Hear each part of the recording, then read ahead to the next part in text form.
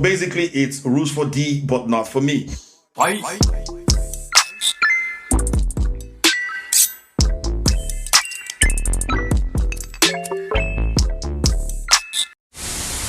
up, everybody? Welcome to another video. Welcome to Science Domain. And on today's video, we gotta talk about this Portland police commissioner who actually had an altercation, a verbal altercation, albeit with an Uber driver, no, a Lyft driver, and actually dialed 911. Now, before we get into the story, we gotta do a little bit of backstory on this particular police commissioner. It's none other than Jo Ann Hadesty, and she's a commissioner in Portland City Council. Of course, one of the reasons why people have been getting at her for the incident that happened is that she has been a big advocate for the defunding the police narrative. She asked for the budgets to be cut by half sometime in April this year when the defund the police narrative was really high in people's minds, and a lot of politicians were jumping on that particular rhetoric. A lot of A-listers jumped on that rhetoric as well, but as we can see, some of these A-listers like Alyssa Milano are also caught being hypocrites, as she called the cops on an 11-year-old, or was it a 14-year-old that was trying to hunt a rabbit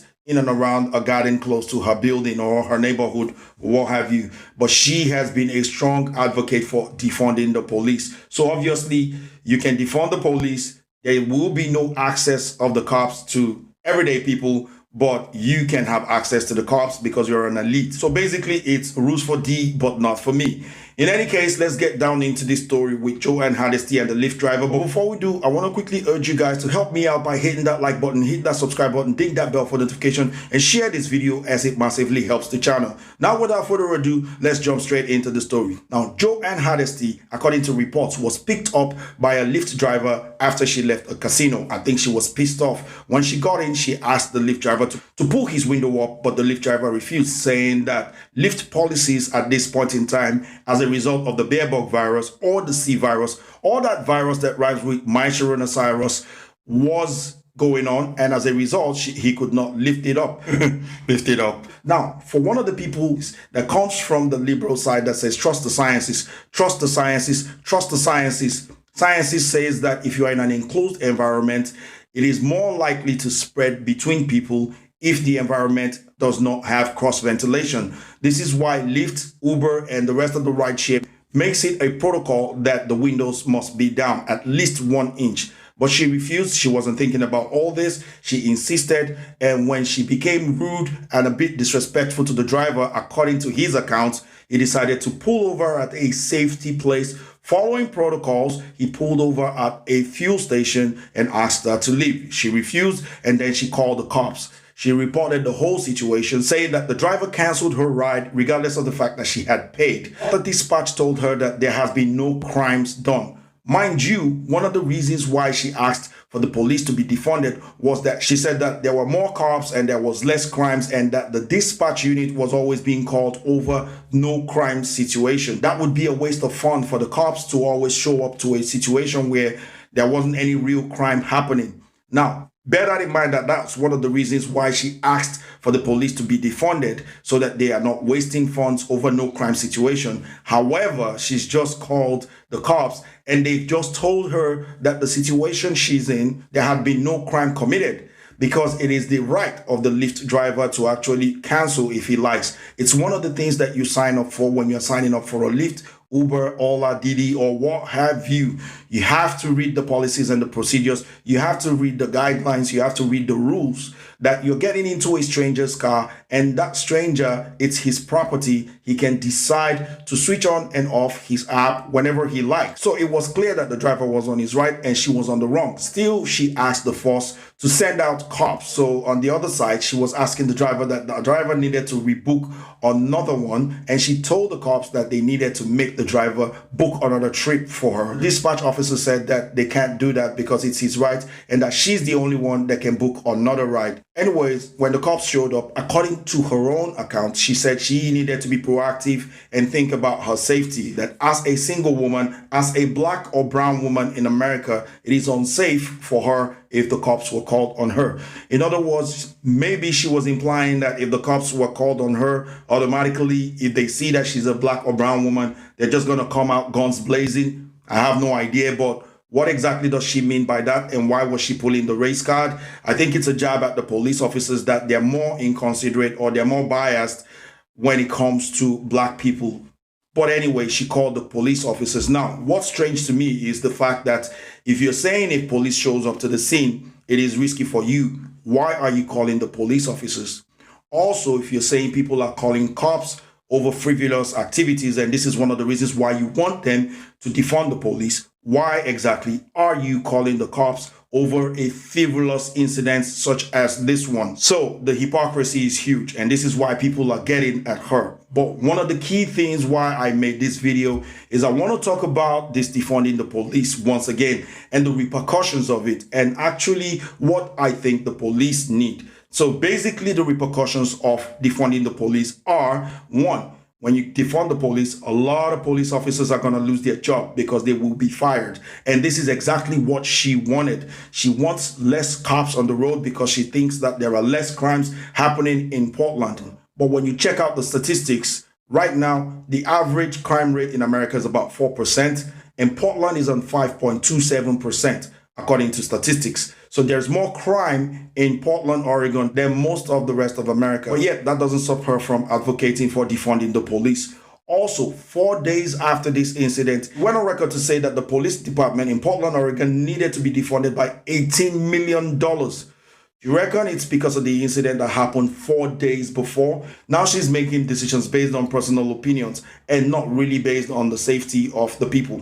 The other repercussion is this: when there are less police officers on the road, this is a no-brainer to everybody. It's going to be less safe for people.